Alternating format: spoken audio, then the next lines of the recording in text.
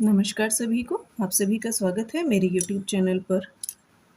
Students, आज हम बात करते हैं प्रोकैरियोट्स और यूकैरियोट्स के बारे में। प्रोकैरियोट्स और यूकैरियोट्स जैसा कि आप जानते हैं कि सेल टाइप है।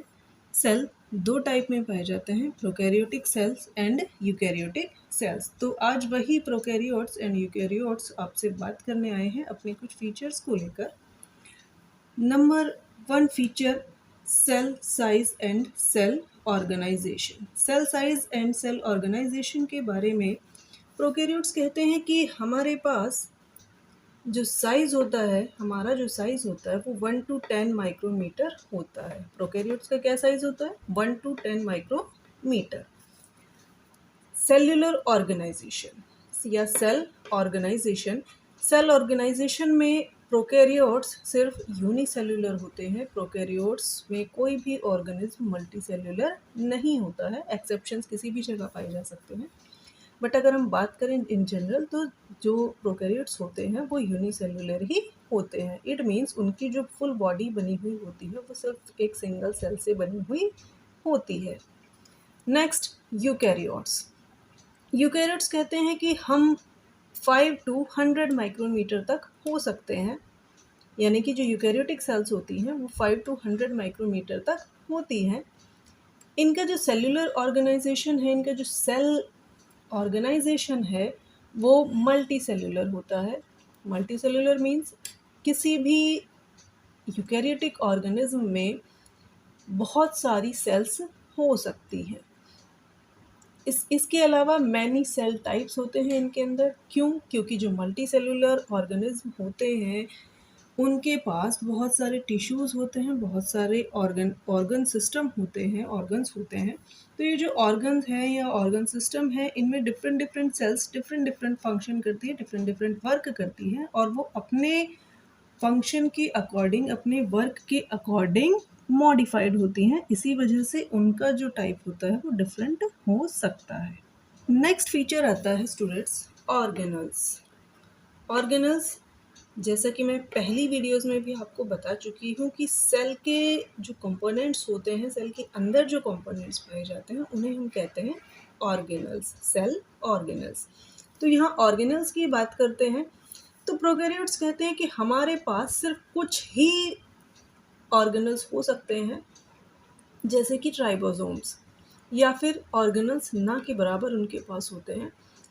कोई भी मेम्ब्रेन बाउंड सेल ऑर्गेनल उनके पास नहीं होता है।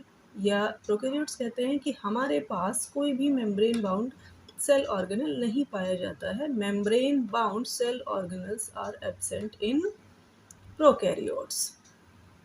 वही नेक्स्ट आता है आपका यूकैरियोट्स। यूकैरियोट्स कहते हैं कि हमारे पास तो बहुत सारे सेल ऑर्गेनल्स होते हैं, जैसे कि membrane bound cell organelles.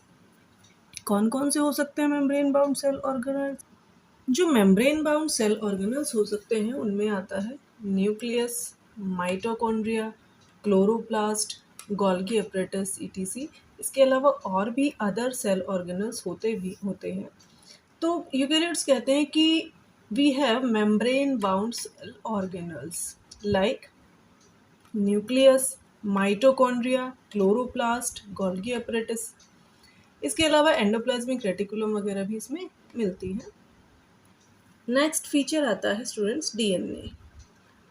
DNA में प्रोकैरियोट्स कहते हैं कि वी हैव सर्कुलर और लीनियर डीएनए या liner DNA organized in a nucleoid, no well defined nucleus found. Prokaryotes कहते हैं कि हमारे पास सर्कुलर या लीनियर डीएनए होता है जो कि न्यूक्लियोइड की फॉर्म में ऑर्गेनाइज्ड रहता है। न्यूक्लियोइड एक ऐसी फॉर्म है जो बीडेड स्ट्रक्चर की फॉर्म में ऐसे पड़ी रहती है, बहुत ज़्यादा कंडेंस्ड या कॉइल्ड नहीं होती है वो, और इसके ऊपर कोई भी न्यूक्लियर एनवेलप प्रेजेंट नहीं होता है। वहीं अगर हम यूकैरियोट्स की बात करते हैं तो जो यूकैरियोट्स होते हैं उनमें लीनियर डीएनए होता है, डीएनए मॉलिक्यूल्स होते हैं बड़े बड़े। वो ऑर्गेनाइज्ड रहते हैं क्रोमोसोम्स की फॉर्म में। किसकी फॉर्म में? क्रोमोसोम्स की फॉर्म में, बाउंडेड इन अ न्यूक्लियस, यानी कि इनके ऊपर न्यूक्लियर मेम्ब्रेन होती है, ये न्यूक्लियर एनवेलप में बंद होते हैं। जो नेक्स्ट फीचर आता है यूकैरियोट्स एंड प्रोकैरियोट्स में, वो आता है साइटोस्केलेटन। प्रोकैरियोट्स कहते हैं कि हमारे पास तो कोई भी साइटोस्केलेटन नहीं होता, हम तो बिना साइटोस्केलेटन ही जी लेते हैं। वहीं यूकैरियोट्स कहते हैं कि भाई हमारे पास तो साइटोस्केलेटन प्रेजेंट होता है, हमें ज़रूरत होती है साइटोस्केलेटन की क्योंकि हम ज़्यादा एडवांस्ड हैं आपसे। तो cytoskeleton absent in prokaryotes and eukaryotes में ये प्रेजेंट होता है, present in eukaryotes. Next picture है प्रोकैरियोट्स एंड यूकैरियोट्स का, स्पिंडल एपरेटस इन सेल डिवीजन। अभी आपको इस बारे में मैंने नहीं बताया है, लेकिन आगे आने वाली वीडियोस में आप जानेंगे कि सेल डिवीज़न कैसे होता है। यहाँ थोड़ा सा मोटे तौर पर आप समझ लीजिए कि जब सेल डिवीज़न होता है तो उसमें कुछ इलास्टिक स्पिंडल्स प्रोड्यूस होते हैं, तो उन्हें हम कहते हैं स्पिंडल एपरेटस, जो कि जो डीएनए मटेरियल होता है, जो हमारा जेनेटिक मटेरियल है, उसको खींचकर दोनों सेल्स में डिवाइड करने का काम करते हैं। तो ये जो स्पिंडल एपरेटस होते हैं सेल डिवीज़न में यूज़ होते हैं। प्रोकैरियोट्स कहते हैं कि हमारे पास ये होते ही नहीं है, हमारा तो सेल डिवीज़न बिना इनके ही हो जाता है। तो जो जो स्पिंडल एपरेटस होते हैं सेल डिवीज़न में यूज़ होने वाले, वो एब्सेंट होते हैं प्रोकैरियोट्स में। Replicated DNA is pulled by attachment to plasma membrane। जब एक सेल से दो सेल्स बनती है, सेल डिवाइड होती है, तो डीएनए रेप्लिकेट करता है। उस रेप्लिकेटेड डीएनए को पुल आउट करने का काम करते हैं स्पिंडल एपरेटसेस, जो कि सिर्फ यूकैरियोट्स में करते हैं। प्रोकैरियोट्स में क्योंकि एब्सेंट होते हैं, तो वहाँ पर जो रेप्लिकेटेड डीएनए है वो प्लाज्मा मेम्ब्रेन के साथ अटैच्ड होता है, और उसी प्लाज्मा मेम्ब्रेन के साथ जो अटैचमेंट्स होती हैं उन्हीं से वो खींचा जाता है, उन्हीं से वो दोनों सेल्स में इक्वली डिवाइड किया जाता है। वहीं यूकैरियोट्स कहते हैं कि हमारे पास तो स्पिंडल एपरेटस जो होते हैं वो प्रेजेंट रहते हैं, क्योंकि इनके पास सेंट्रोसोम होता है। तो ये जो स्पिंडल फाइबर्स या स्पिंडल एपरेटस जो इनके पास प्रेजेंट रहते हैं, वो क्या काम करते हैं? Chromosomes are pulled by spindle apparatus. Spindle apparatus के थ्रू क्रोमोसोम्स जो हैं वो पुल्ड आउट किए जाते हैं और इक्वली डिस्ट्रीब्यूट कर दिए जाते हैं फिर दोनों सेल्स में डिवाइड होने वाली नई प्रोजेनी सेल्स होती हैं। नेक्स्ट फीचर आता है synthesis of RNA and proteins. Prokaryotes कहते हैं कि हमारे यहाँ जो सिंथेसिस होता है आरएनए और प्रोटीन्स का, दोनों का एक ही कंपार्टमेंट में हो जाता है, सेम कंपार्टमेंट में हो जाता है। ये कहते हैं सिंथेसाइज्ड इन सेम कंपार्टमेंट। ये सेम कंपार्टमेंट से क्या मीनिंग है? क्योंकि आपने अभी पीछे फीचर में पढ़ा था कि इनका जो न्यूक्लियस होता है उसके ऊपर कोई भी कवरिंग नहीं होती है, इनका जो डीएनए होता है वो न्यूक्लियड फॉर्म में मिलता है। अब क्योंकि इनके पास कोई कवरिंग नहीं होती है, तो सेल के अंदर साइटोप्लाज्म और न्यूक्लियोप्लाज्म को डिफर करने वाला कोई भी बैरियर बीच में नहीं होता है, तो इसलिए वहाँ पर कोई भी दो कंपार्टमेंट जैसी स्ट्रक्चर नहीं मिलती है। वहाँ एक ही सेल का कंपार्टमेंट होता है जिसमें सभी सेल ऑर्गेनल्स जितने भी प्रेजेंट रहते हैं, वैसे तो बहुत ही कम प्रेजेंट रहते हैं, पर जितने भी रहते हैं सभी उसी के अंदर प्रेजेंट रहते हैं। वहीं पर डीएनए सिंथेसाइज्ड होता है और वहीं पर फिर आरएनए सिंथेसाइज्ड होता है, वहीं पर फिर प्रोटीन भी सिंथेसाइज होता है।